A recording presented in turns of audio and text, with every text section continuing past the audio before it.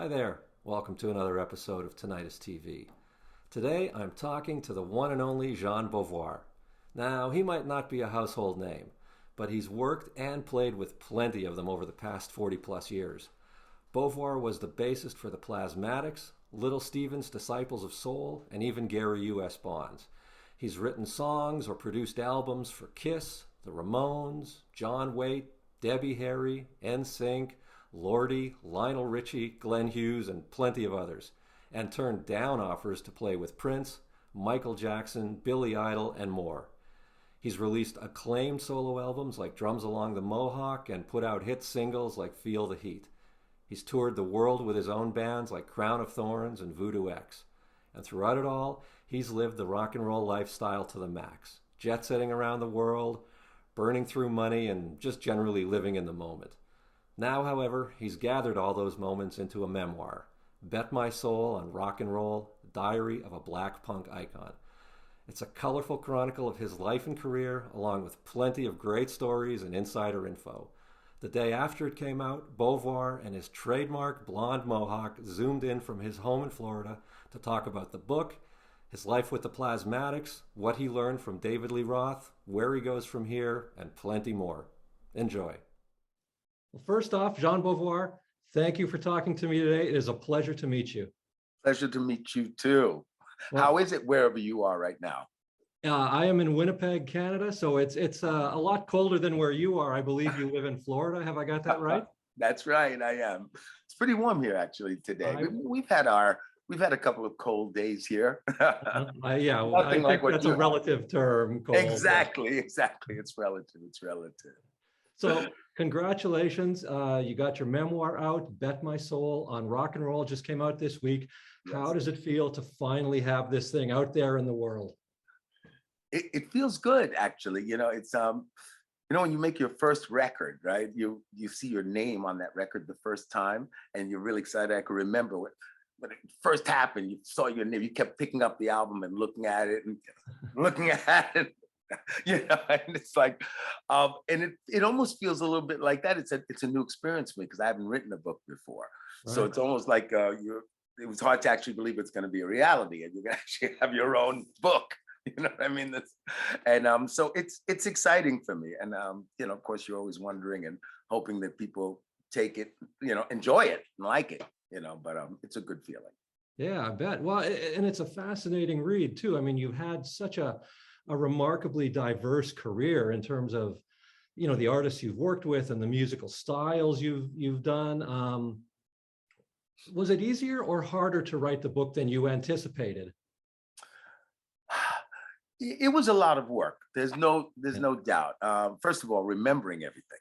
That's You the hardest didn't strike part. me as a guy who had diaries or journals to work from. I actually did. Oh, okay. Yeah. Well, I actually because I was already thinking about writing a book going back, 15 years ago. I was already starting to think about it. I should write a book. People would always tell me, "You should write a book. You should write a book," and then I never focused on it. But I would still, jot down little stories that would come to mind. It might be anything, something at Chinacom, something here, something there, and I'd say, "Let me put that down." And I started like almost like a journal, and I'd write these notes on pages. So I was able to go back and say, "Oh, October 2010, some notes. I would have forgotten that." And then 2 years later, something else.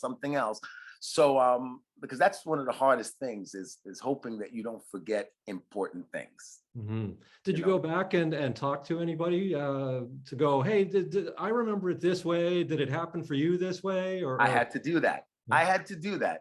And some things I literally could not remember at all. And I'd ask some other people and they'd tell me something and say, "Are you sure that's what happened?" And they're like, "Well, don't, don't hold me to it." Well, I said, "It's a book. I'm going to hold you to it." Yeah, but not remembering some of those things might just mean that you had a really good time. Yeah, I mean, listen, as you saw in the book, it's like rock and roll is most definitely a roller coaster. So Very definitely. I've had a good time, I've had difficult times, I've had trying times, I've had it all. but I mean, I guess that's what it's all about. And that's why somehow I think the title was appropriate, Bet My Soul on Rock and Roll. Yes. Did you I decide really, whether you won or lost? I'm not sure yet. It's not over. All right, fair enough. I want to talk to you a little bit about the Plasmatics, because you guys came along when I was 18, 19, kind of the perfect age. For people who might not recall, this is you back in the glory days of the Plasmatics era. Yeah, that's Right right. at the top in the back with the I see, with that little Mohawk. mustache and Yeah. a shorter mohawk at that point. A shorter mohawk, yes, but still very puffy, very lovely. Yeah. Very flamingo-esque, I think. Very puffy. That's right. What were those times like? Because I just imagine that the not only the mayhem on stage, but it seems like the Plasmatics just sort of existed in this swirl of chaos and mayhem 24 hours a day, 7 days a week. Mhm. It was so basically what it was like to be in the band, or is that what you're kind of, it was when I first found the band, or auditioned for the band, because I had opened for them, with another band, a punk band that I had joined down on the Lower East Side. We opened for them at a place called My Father's Place, and it was a small club. They were kind of just starting and getting things happening. And I saw this band, I was like, wow, that's pretty wild. And I didn't pay it much mind, actually. And then all of a sudden I saw the ad that they were looking for a bass player a couple of weeks later in what was like the happening paper, The Village Voice at the time. So I said, you know what, let me check this out. And I gave him a call, and Rod remembered me, and he said, yeah, I remember you. Yeah, interesting. So there were auditions that went on for a while. And then finally, after, a few months of the back and forth, he told me, okay, well, we've decided on if you want the gig, you've got it. And at the beginning, you're not gonna make any money. Everything's going back into the band, and it's gonna be hard.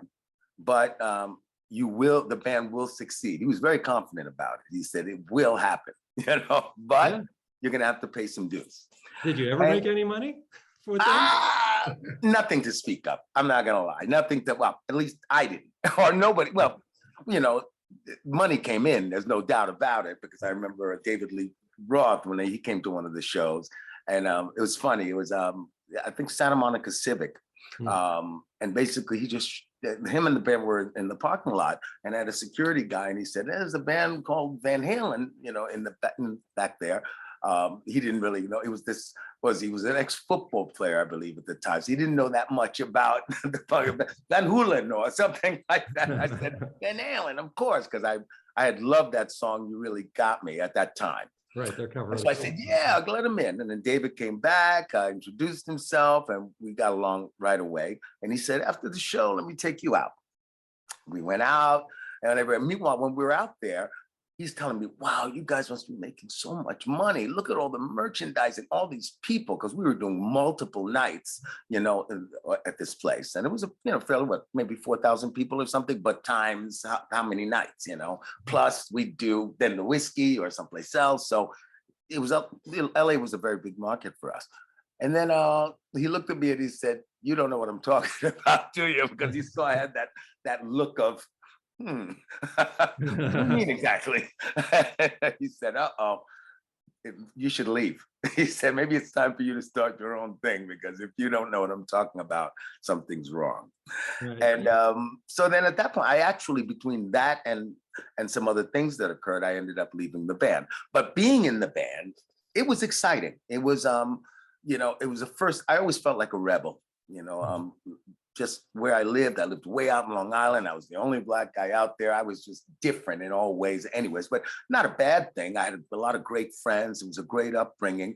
Besides, there was a lot of, racism out there, or just people just didn't know. There's just a lot of people were like, I had kids running up and saying, Chocolate Man. I'm not joking. And they really didn't know what was going on, but it was very interesting. But anyways, being a rebel like that and joining the band, I felt at home. I felt very comfortable the minute I walked in the door, because I kind of felt like there were no rules anymore. I could just be who I want to be, just do you, as I say, and it was a perfect opportunity to do that. And I got along really great with all the guys, throughout the whole thing. There were never any problems like that. I loved everybody in the band. And, I believe you mentioned you weren't fond of their culinary habits. You saw that. Richie with the one egg and stuff. Well, it's true. I come from a pretty conservative background, and like it's my uncle diplomats and like everybody, no speaking at the table, certain manners and stuff. So it was a little different for me. And Richie and these guys, they love to play on it because they knew that I was, a little good, bit like that about it. And Wendy liked it too, because she kind of looked at them Frenchy and, they just make jokes about the whole thing. So they got a kick out of it. But still it was, and of course the stage show was it was so much fun to be on stage, it's like, but dangerous at the same time. Yeah, I would imagine. You were well. You were well to stay at the back there, right? Yeah, it was pretty dangerous down because once that hood would go up in the air, you just never knew where it would land. When you blew up the car, yeah. And being right behind Wendy is not the greatest thing because she's got that shotgun that she'd turn around and go, and it was blanks, but still blanks can hurt if it's too close. But still, with all the mayhem, it was really a rush. That's what I've got to say. I can remember just the nights. I'd actually sleep a little before each show. I'd take like a little nap. Maybe it was just something about the rush that you get from that and say, okay, we've got 10 minutes before we're going to jump up. And then you hit that stage and all that smoke would be everywhere. And just craziness. And the fans, Plasmatic fans were just amazing, amazing fans. They were just so loyal and just so into the band that it really, I think that was one of the highlights of being in the band were the fans. Yeah, well, I mean, I was in the Plasmatic Secret Service. You were, okay. Still have my ticket stub from when you toured Canada in 1981. That's funny. That's right. That's it. I believe you guys, when you played here in Winnipeg, I think it was delayed for a day because I think you hit something on the road, like you hit a deer or something on the road. Do you recall any of that? God, it's hard to remember, but I probably. There were all kinds of things happening, it's like we might have, but it was really a rush, I've got to say, and I did enjoy my time in the band. And it's you also mentioned in the book that in passing that you think that the Plasmatics kind of helped set the hair metal scene in Los Angeles in motion, aside from the hair part of it. That's right. Well, it's actually somebody, I had a publicist or an assistant that worked with me for a while, and she actually told me the story. I never saw the article myself, but she was explaining that when the Plasmatics played LA at the time, we caused so much mayhem there. And it was crazy because we played Whiskey A Go-Go, and I believe we held the record for how many nights in a row.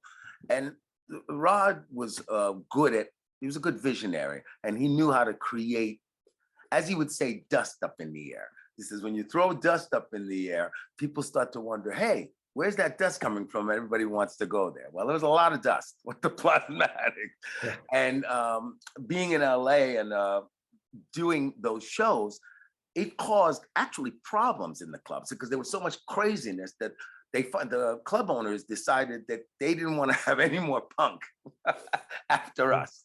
Yeah. They said that was it. And at the time, hair metal bands, they weren't really doing anything with them. They wanted to play and they weren't being allowed to play. And so that opened the door where they actually started to now do starting to book these metal bands that were all hanging around. Because a lot of these guys, the Guns N' Roses, Motley Crue, a lot of these guys would come to the show, we'd see them at the time, but they weren't happening yet. You know what I mean? They were in LA, going to, living with strippers and trying to make it happen, to be honest. And then it opened doors for them after we left, for them to basically be able to start this whole hair metal craze that happened. And then once they started, you destroyed punk and opened the door for them. That's right. Kind of accidentally. Literally, it opened the door for them. And I've got to find that article. She explained it to me. It was very interesting how the whole thing came about. And she was explaining how it led to the whole metal thing starting to happen along the Sunset Strip. Kind of makes sense. So you leave the Plasmatics, and the way you make it sound in the book, or the way you come off in the book, is that obviously, the money thing was part of it, but you wanted to do your own thing, and you seem to have been very confident about your ability to do that. Your ability to sort of transition out of this and go wherever you wanted to. Was it that simple for you, or was it a little more hairy? Oh, no. This is one thing about being young. It's like, and you see it with other young people that that they're fearless. You know what I mean? And the self-confidence and belief that you have at that time is just like endless, because you really feel, I can do that, I can do this, I can do everything, until people start to set you straight, saying, no, you can't, because we're not going to sign you. So you're not going to get to do any of it. And that's kind of what started to happen. So I believed, and I left. I knew I wanted to do my own thing. I didn't want to play with anybody. I was very, confident as to, what I felt I could do, wanted to do, but the record companies didn't agree, So I tried to get a deal, and all the record companies were, no, if you want to blow up cars or you want to do something like that, that's fine. But I'd say, no, I want to sing. It's sing. It was like a joke. Sure. No singing. Blow up some stuff, we'll sign you. Yeah. Otherwise, we're definitely not interested. And I couldn't get a deal. I went to every label, and this went on for quite a while. And I had some offers to play with some other people. So it's funny, I was just listening to Rebel yell. I knew Billy Idol and Steve Stevens at the time. And they were like, why don't you just come join us and stuff like that. I said, no, I really want to do my own thing. And then the Prince thing, and that Prince also, he was my first offer out of the Plasmatics, which I was very surprised. It was his manager had called me, and he said, okay, well, Prince wants you to join his band. And I said, well, I want to do a solo thing. That's really, and I saw him more like competition rather than. But that's what I'm asking. I mean, at that point, when and I understand you're young and headstrong and believe you can get where you want to go, but at the same time, it's Prince. I mean, how do you say no to Prince? But he wasn't big. He wasn't that big at the time yet. He was just, it was pretty big, but I knew that if you did that, you'd be pigeonholed, and that would be it. And it would ruin, and I still believe that. It's the same reason why I didn't do Michael Jackson, because it's even worse. It's a wonderful offer, and it's not saying anything about their talent. I mean, they're extremely talented people, and I respect them, totally. But the fact is that I knew that if you put yourself in that position, people would look at you that way, and it would be really hard for them to see you another way. And I think it's true, because I mean, think about it. Do you know any of Prince's bass players, or guitar players, or Michael Jackson's bass players that went on to make solo records and have their own success? You don't even know who they are for the most part. They kind of get buried. And I think it's just the way, people's psyche works, So I just felt it would be a mistake, even though it's not like I couldn't have used it. It was a job, and Prince made a nice offer too. He didn't only offer for me to join the band, because I said about the solo record, and they said, we've thought about that. We'll offer you, we'll do a solo record. Prince will produce a record for you at the same time, the whole thing. And but believe it or not, there was a lot of, there was racism, and it was, radio was very segregated at the time. Sure. And you kind of knew that there was only room, right, to say a couple of guys. Right. Same but thing. You managed to become one of those guys. I mean, That's right. Mohawk, you had your singles, had your hits, kept them going. Yeah, I mean, that must have been tremendously satisfying. It was. When it finally happened, it was. But it took a while before it got there, because we're talking 81. Then I went to Steven. I ended up going with Steven, only because out of everybody that I spoke to, he convinced me, and he said, "Listen, you're not going to get a deal the way things are going." He says, I'm taking a break from Bruce, and this could be a great opportunity for you, because he says, I know you're talented. I love your stuff, blah, blah, blah. But he said, they're not going to, respect you. But he said, but if you come spend a little time with me, and you're dealing with this caliber of musicians in the studio, because, I always had the best guys in the studio that did Bruce Springsteen's band, Miami Horns, Diana Ross's, a horn section, Dino Donnelly from Young Rascals, really, really talented people. Yeah. And he said, you do that for a while, and people see that you can hold your own, they're going to look at you differently. And he said, at the same time, we'll cut some songs, we'll do some things. So I said, maybe he's right. And he took good care of me, and so I ended up doing that for a while. And that took, and there we were still looking for a deal. Looked like we almost were going to get one. 2 years later, there was still no deal, and it kept going until finally, I guess around 1985, I said, I have to leave and go do my own thing, irregardless. I really, that's what I want. And if I don't get to it, I'll never get to it. You know what I mean? So that's what happened. And finally, after a lot of struggling, and then all of a sudden I got the break, and Richard Branson signed me. I met a manager first. That was the first thing, Gary Kerfurst. Gary Kerfurst, yeah, right. And that was just when I was about to give it all. I was about to throw in the towel. I had a single, I don't want to give away the whole book, by the way. Yeah, exactly. Pick it up and start reading. That's right. I'll just give you little sentences and then I'll leave it open-ended. So people have to buy the book to see the rest of the sentence. For sure. But yeah, it was difficult. And then finally Gary, actually it was a guy named Howard Bloom. He was a publicist, a very big publicist. He turned out to be a very well-known author later on, actually, which I found out. And we were just friends. We'd just go out to lunch and hang out. I had people like that in New York that I would just get together to pick their brains and talk to, just that way. And then one day I had an offer. The only offer I had was a singles deal from ABBA in Sweden. Right. They had a label over there. And I said, I'm just about to go over. And Howard said, before you do that, I've got one guy you should meet, this guy, Gary Kerfurst. He likes eclectic, eccentric, and he might be right up your alley. So do me a favor and meet with him before you commit to anything. I went, met with Gary. He said, I heard this stuff. I love it. He says, I'll have you a deal in no time. I said, I've been everywhere, Gary. I'm thinking this guy has no idea what he's up against. He thinks he's gonna have a deal and it's never gonna happen.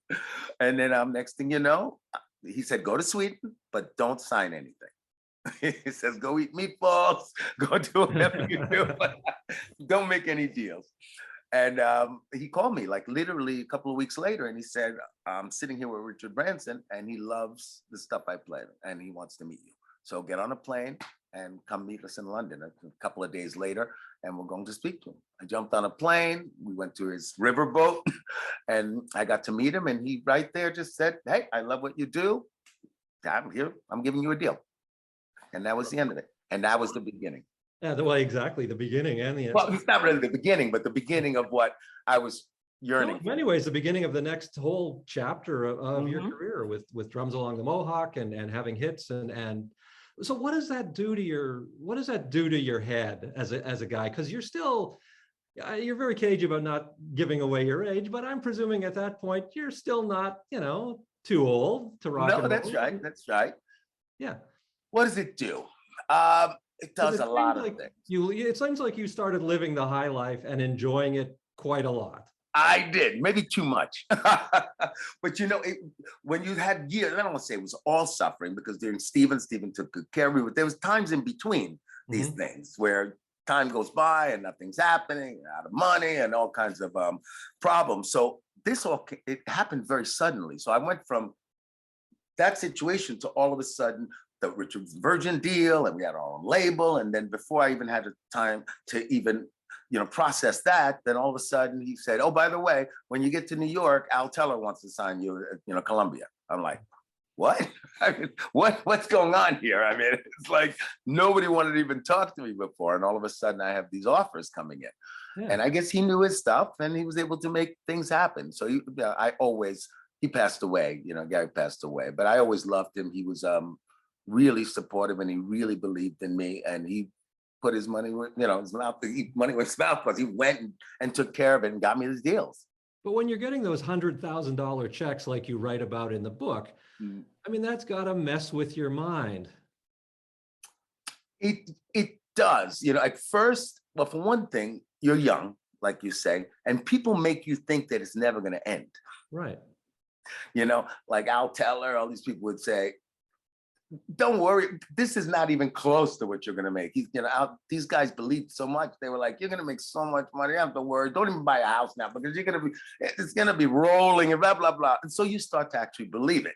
You know what I mean? And you're spending and, not thinking about it. You're just kind of, indulging and going into the luxuries that, you've seen what rock and roll was about. That's what made you want to get into rock and roll in the first place. Seeing Led Zeppelin and Jets and this and that, and you're like, that's the life I want. I don't want to be on a train at 6:30 a.m. in the morning, driving to the city, Yeah. So you start doing all that stuff, and it's almost like you're not really paying attention. It just becomes the norm for you because other people are the same. You'll go to clubs. Prince is over there. You're over here. That one's over there. So this is what you're supposed to do, right? Right. And then, then all of a sudden, you realize you spent too much money, and then you're having problems, and you're like, oh, what's going on? But it does mess with your head. And it's almost like when you're older, you wish you knew then what you know now. But would you trade any of those experiences for the cash at this stage? Would you go, if you had skipped, doing whatever it was that you blew all that money on, which means more to you right now, To tell you the truth, no. I think it's something you just have to go through in life. Sure. It's like, and I think I'm not the only one who went through it. A lot of bands went through it. Even like I mentioned in the book that Paul Stanley from Kiss became a friend early on, and he used to look at me and say, "You're spending more money than I am, and I'm in Kiss." And I'd be like, he says, "The bottom's gonna fall out." And he was trying to give you good advice, and he'd explain that when they first started, they went and spent a lot more than I did. Like from those big Kiss days at the beginning, they were making serious money.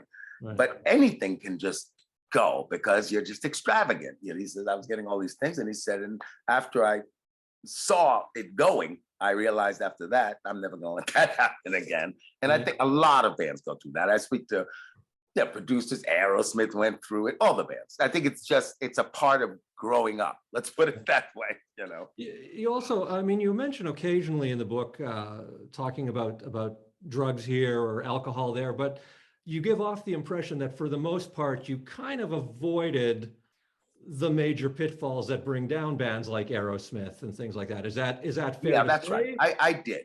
My vice was women. That was my vice. And that can get you in almost as much trouble. Yes, especially these days. More exactly, trouble, that's right. You're just glad everybody didn't have cell phones back then, I presume, right? That's right. No cell phones. So everything was nice, and whatever happens stays wherever it is. And that was more my vice. As a matter of fact, I was very anti-drugs and alcohol for a good part of my career at the beginning, especially. As a matter of fact, even on tour, if I found out there were any drugs or anything, I'd be like, that's it. I'd get them off the road. I didn't want anything to do with it.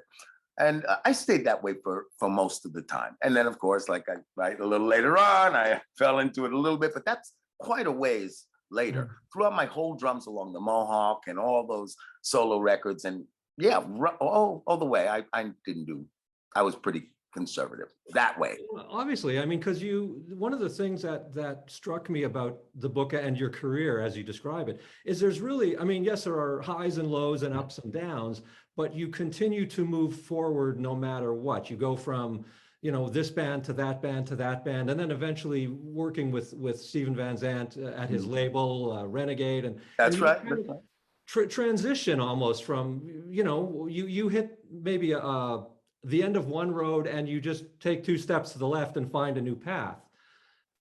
You have to. If you make that decision, that you want to do music for a living and you don't want to do anything else, you have to find a way. So I think what I tried to give myself some protections. So for one thing, I said, I don't want to just be a singer. I want to do different things. I want to write songs for artists. I want to produce artists. I want to be an artist. And I said, that way I want to cover myself. So, if things aren't going so well with the artist career, I'm still producing. Not doing that, I'm still writing. And, I always liked to challenge myself anyways, just in life in general. And I don't like being told I can't do something, So as you get older, you get a little wiser, of course, and you start realizing, no, I can't do that. No, but for the most part, I would have these goals, and I challenge myself and say, can you have success in different genres? Why not? I like songs. A song to me is a great song. Doesn't matter, if I Want to Know What Love Is by Foreigner.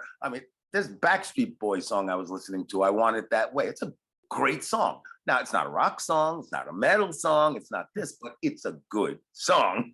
So to me, that's what always attracted me. And even when I listened to music young, I'd listen to pop, I'd listen to 45s, I'd love, Three Dog Night, whatever, Free, all these bands that, everybody knew, Zeppelin, and a lot of rock stuff was more chart oriented back in those days than it is now.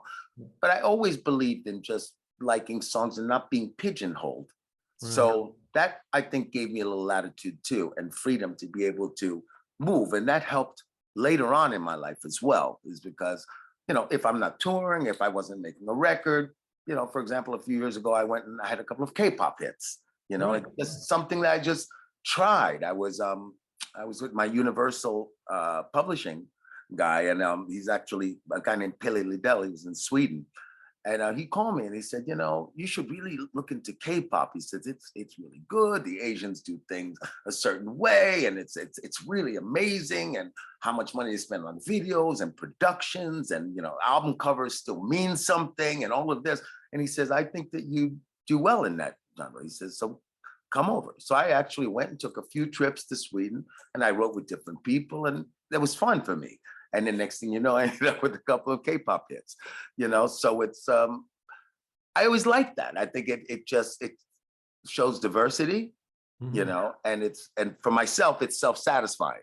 Yeah, I mean, the diversity question is interesting, because I think you could have made the argument that back in the day, your diversity was kind of not a hindrance to you, but, if you had maybe been able to focus on one thing and push through with it, you might have had greater success. That's right. But at the same time, now it's paid off, because you do have all these areas open to you, and you're not pigeonholed into just going out on the Plasmatics, casino tour of 2022. But you're 100% right.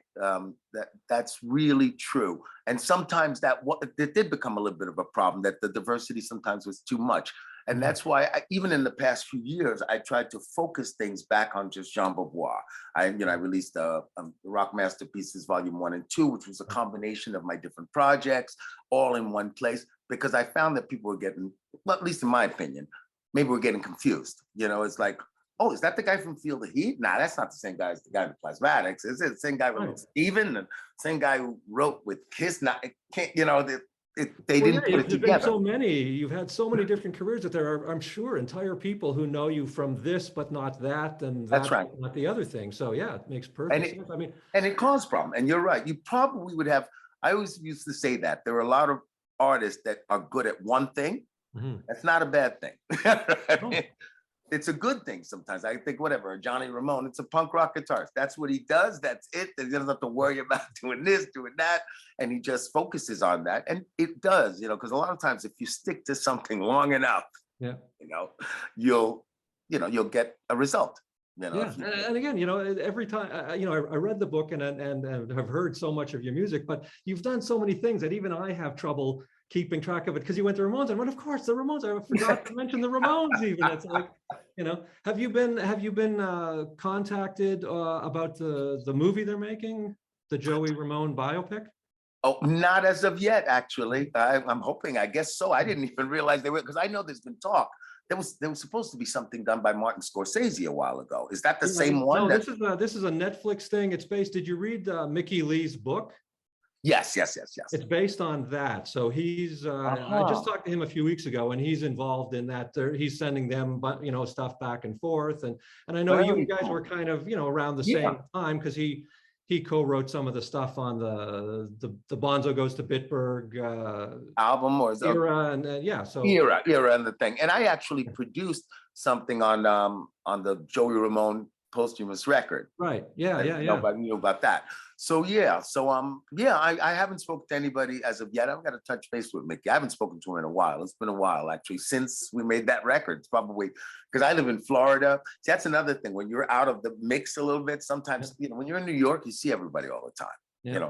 Every couple of weeks, you'll be down at, that club or this club, a bar or this. Hey, Mickey, what's happening? What are you doing? Oh, I meant to call you. I'm working on this. And then this guy and that guy. But when you're out of the mix, it's a little bit, you're out of the mix.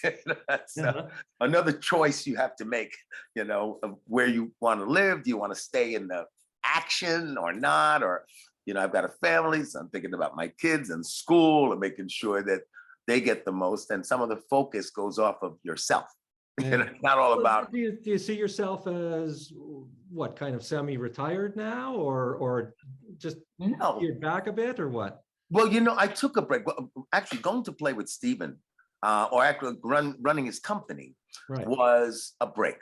Because Right. Stephen had approached me and he said one day, he came to LA. I was living in LA at the time. I had just come back from living in Germany because I was living first in Key West. I left LA, went to Key West. Then I got a phone call from a guy named Hardwick Masuk from BMG.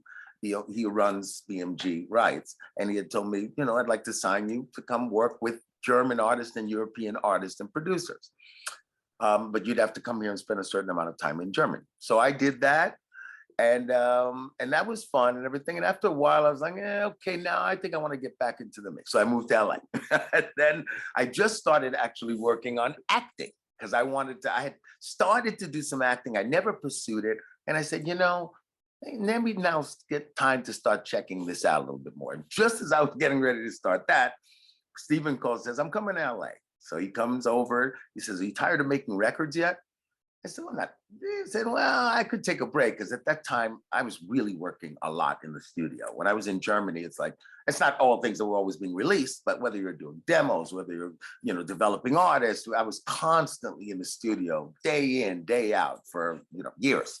Yeah. And I could have used a break. So he says, come run my company. He says, I know they've always been good with deals. I could use somebody to help me sift through my stuff, and maybe it'll give you a chance to get away from it a little bit for a little bit, and we can make our own TV shows and do our own films, and you can act in those. So don't go bother doing that stuff in LA, which didn't exactly happen. But nevertheless, I still got a break from it all and got to see things from a different perspective. It also had the opportunity to help new artists, which I always loved. And with the radio show that we had and a couple of channels we had on Sirius Satellite and everything else, it was a great opportunity to help new bands. We had the label as well. We put them on tour, but it was a lot of work, because I was the CEO of the company. So I was, working all the sponsorship deals and getting things, a complete different life.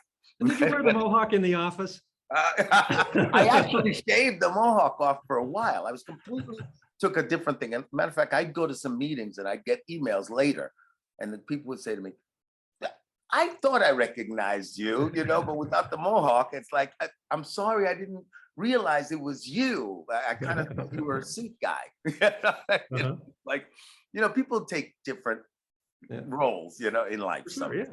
So you talk in the book about having this sort of almost magical ability to have songs pop into your head fully formed.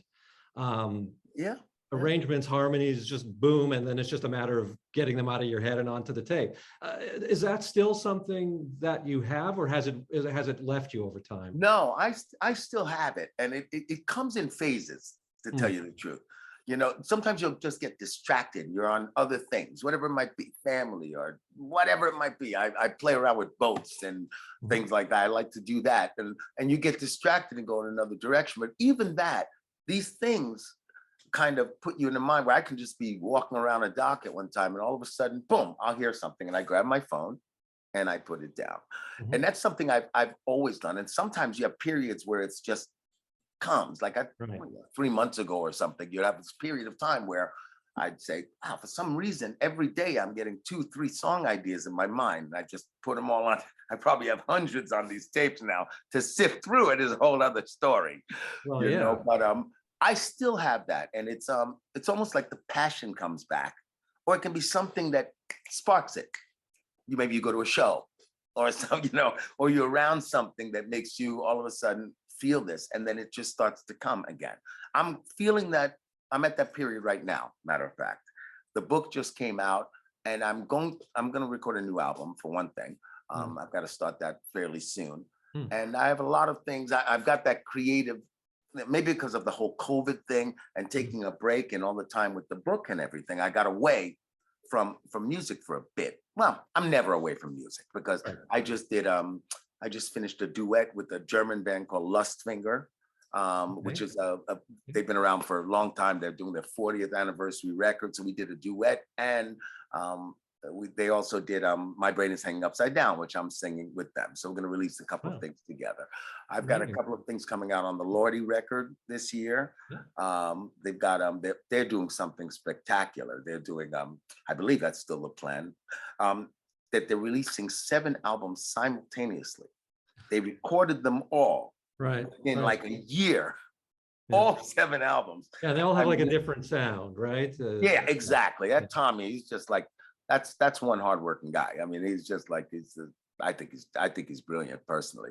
But when I went to work with them, that thing was happening. We wrote like 7 songs in 3 days. You know, it's just like, it was just flowing. We got in that room and it was just really happening. So yeah, I'm starting to feel that little urge right now. And I'm starting to lay things down. And yeah, it's periods of time. It's like periods of creativity where times, like going into my second album.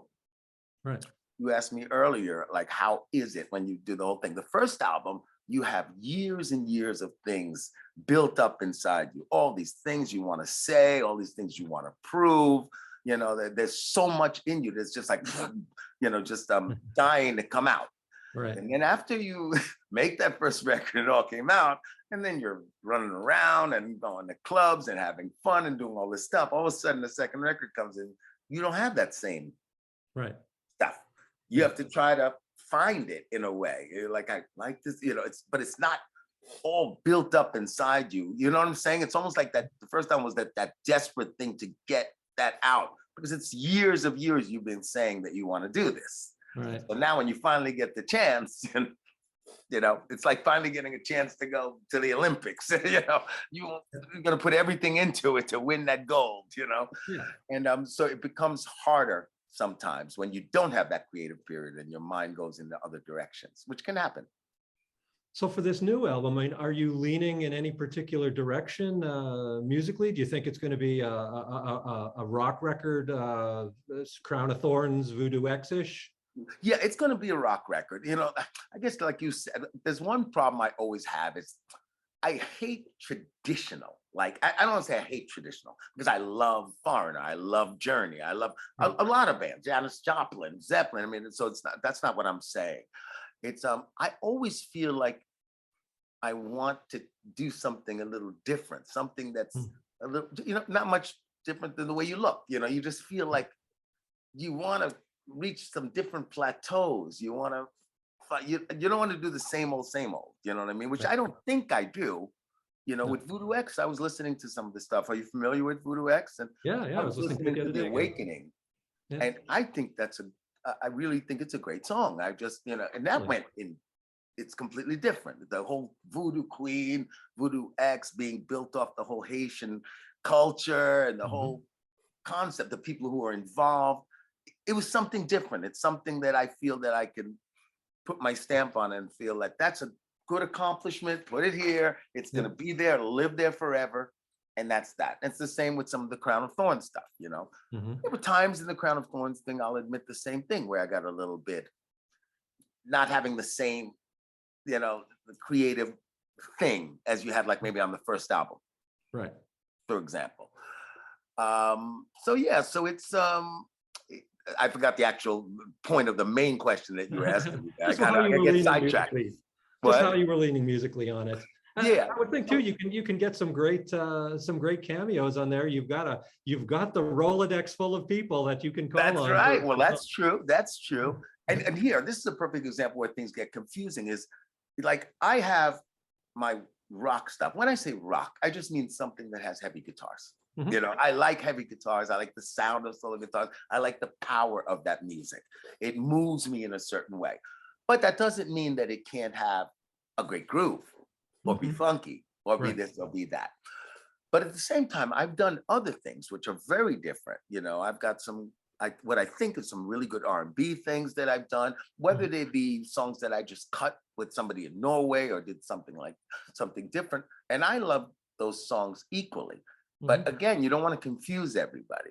So it's almost like that's where things get rough sometimes, because you have to find that balance of being creative, not just doing something different for the sake of doing something different. You know what I mean? it has to be something that comes from you. It has to be natural. It's not like, oh, what's different? What can I do that's different? Or what's the trend that I can jump on this Exactly, year? Yeah. exactly. Which is not my thing, really. I've never been somebody like that, but I know a lot of people who are. Sure.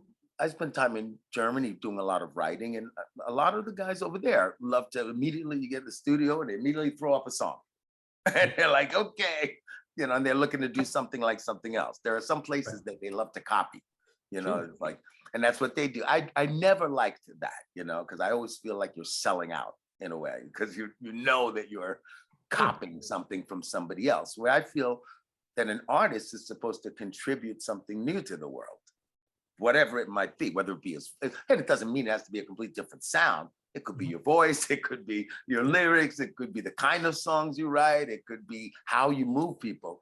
But in either case, you're supposed to move people. Mm-hmm. Have you given any thought to who you'd like to produce you?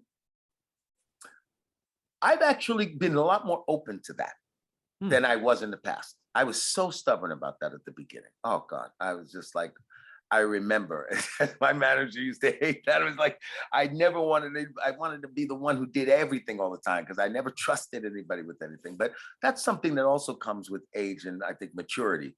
And that I've met so many really talented people. Like I'm planning on doing some work with some guys out of Norway. They're called Design.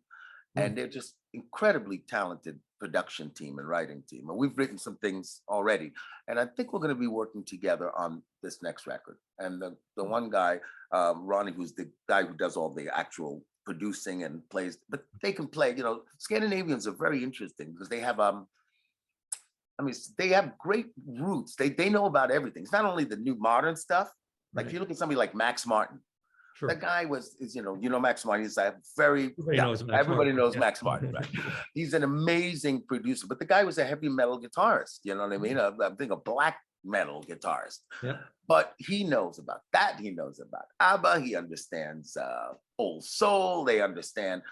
It's so wide what a lot of those guys understand that it's fun to work with them. And plus they're so technically proficient because they're supported by their governments and stuff. Yeah. So these guys are already going to songwriting camps, at 14 years old, they already know how to program this and play different instruments. And I'll go right with some of these teams and any one of the four guys can just get right there and play piano, play guitar, no problem, play bass, as if it's nothing. They're all virtuosos.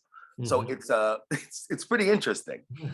And so I've been a lot more open to working with different people. I'd love to do. I've always thought about Mutt Lange. I'd love to do something with Mutt Lange, just to see what something. Nile Rodgers, who I've actually spoken to, he's an old friend of mine. Sure, yeah. He's pretty busy right now, but I always wondered what it would sound like if we did something together, and I actually regretted that at the time when he was like, "Come on, let's do something," and that was around the time of Feel the Heat and everything. Probably around the second album, that would have been a good move. I'm almost kind of surprised you didn't end up working with Jam and Lewis at some point during everything, Well, that's right. But a lot of them also, it's not easy to find people that are that diverse and do rock as well. You know what I'm saying? Nile is interesting because he's like me in the thinking, he'll do David Bowie and does great R&B stuff. At the same time, he understands rock. He does this, he does that. So it's good to have somebody that understands the different things so you can find the right combination. You never know. You know what I mean? It's like being a chef and you're trying out different recipes and you throw in and you don't know what you're really going to get out of it. Right. But I'm to your point, I am a lot more open and I'm right in the middle of working on that right now. Perfect. Definitely have some other people's hands involved. So after all of this, after everything you've done, everything you've accomplished, everything you've achieved, what could possibly be on your bucket list? Is there anything that you have goals yet? There's a lot. I mean, let's face it. You always sit around and say, you always want more to a certain extent, even though it's not. I don't have that desperate yearning anymore like I had. Like I said, when you were younger, it was you really needed to prove. You're really trying to get so many things that you want to do. Well, now I'm a little bit at a different phase.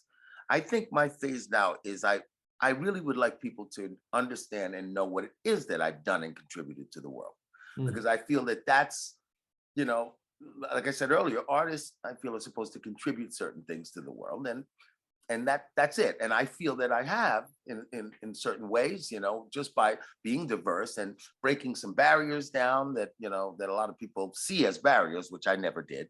You know, I've always believed in all kinds of integration. I never looked at black music, white floor, black floor, you know. It's just, to me, music's music. Everybody, you know what I mean?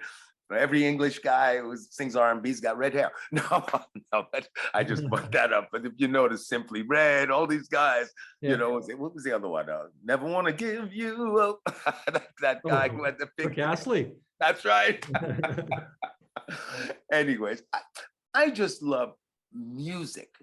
And as far as what I'd want to do, yeah, I just want to make I want to make a great record. I never think that anything is ever good enough. So it's almost like I still feel like I still haven't even released a great record yet, in a way. You know, even though people tell you, oh, well, I don't want to say that. That's not true. There are some things I feel were great and accomplished certain things, but I still would like to do something even better, something stronger, something undeniable, something that really, you know, shows, you know, your talent in a different way, or, you know, that just something more. I you know, it's just a yearning that you just have as an artist. I think it's just an artistic thing, I guess, whether you're a musician and, you know, painter, or you're always looking for new canvas to do something new and exciting and reach new plateaus. Well, I think that kind of sums up your entire life, really, doesn't it? I guess.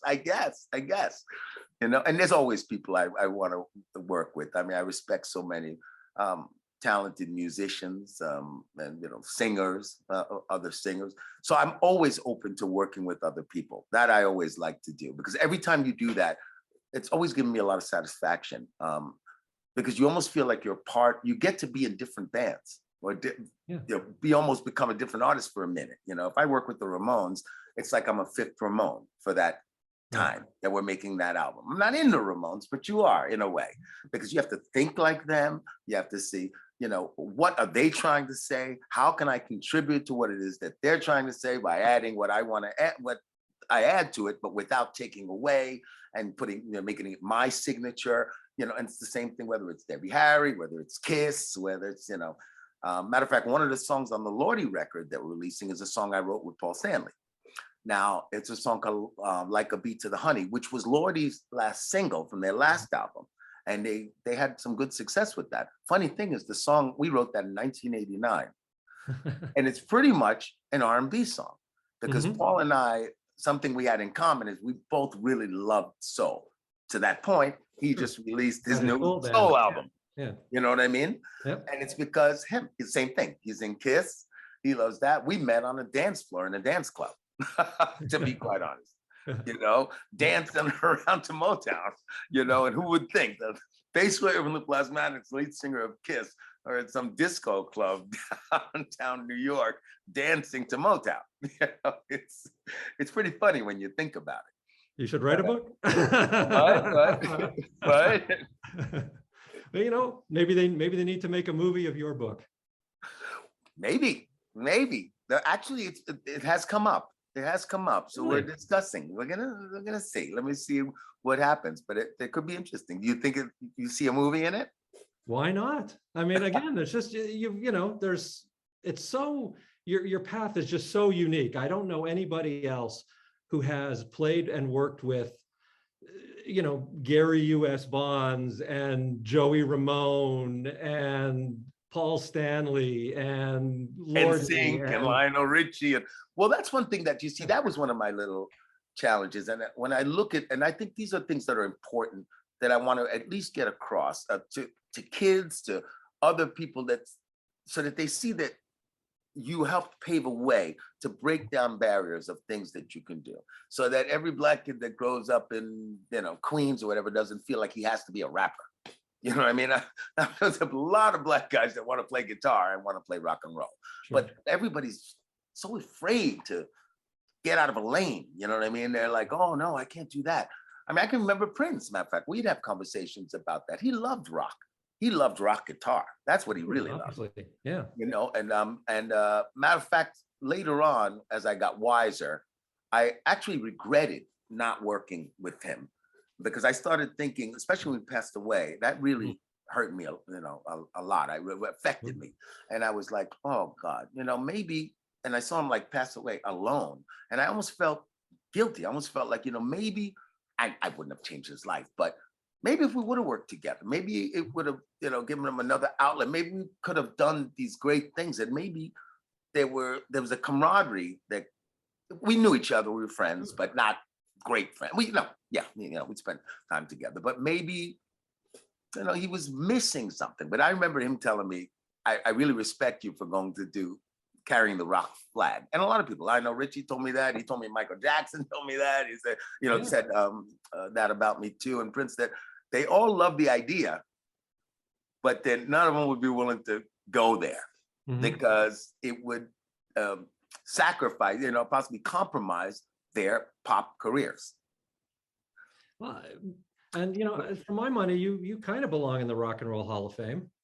Oh, well, if, you know, they need to, I guess they need to come up with some kind of a category. Yeah. Diversity. Yeah. Well, I think it would have to be, you know, there's that 6 degrees of Kevin Bacon. It would just be 1 degree of Jean Beauvoir. It's that's like, right. Pick exactly. A name, they worked with him. But to that point, that's one of my goals, is I want people, whether it be, like I said, kids, people getting into music, whatever it might be, to get to see that I did do those different things. And it paved a certain thing. And I think hopefully I want people to know about it. It's your legacy, you know, and maybe might be 50 years after I die, but maybe you'll say, hey, that guy actually did a lot of different, pretty interesting guy, actually. You know what I mean? Because he actually ended up, you know, breaking down barriers, trying different things. And I mean, you pay the price for it. You know, it's different doing the rock than having a #1 pop hit. You know what I mean? But, you know, each one has its positive, each one has its negative. But, you know, it's the road I ended up on. Let's put it that way. You know what I mean? So I can't change it now. You know what I mean? You sometimes think, oh God, after Feel the Heat, I should have immediately gotten, you know, Nile making some kind of pop R&B record. It would have been a hit and I wouldn't have to worry about a lot of things, you know what I mean? But I didn't do that. I just always felt, even back then, that I wanted to do what I wanted to do. I was stubborn. Well, and I had a manager that was supporting it. Yeah, and but it worked for you. It paid off, and now we have Bet My Soul on Rock and Roll to That's right. And you know what? I think that's a good place to leave it. I've taken up enough of your time today. Oh, it's been a pleasure speaking with you, and I appreciate your views on things. You know, having a conversation like this, it feeds. It feeds. You know, well, that's great. Again, you know, having you know, bought these albums, you know, I can see how comfortable you are up there. Yeah, I see that. You see, I'm comfortable in all those skins. That's the one thing, is I am comfortable in different skins. But you enjoyed the book, though. I'm glad to hear that, because it's. Oh, I was thrilled. As soon as I saw a blurb about it, I found your publisher and went, hey, if he's doing any press, I would love to have a chat. And so thanks so much for the book. Thanks so much for the music. No problem. My pleasure. And thank you for enjoying it and for taking the time. And I look forward to whatever comes next. That's right. And hopefully I'll get up there and play. We'll look for you again. Don't hit a deer next time. All right. Enjoy the rest of your day. Thanks. You too. Bye-bye.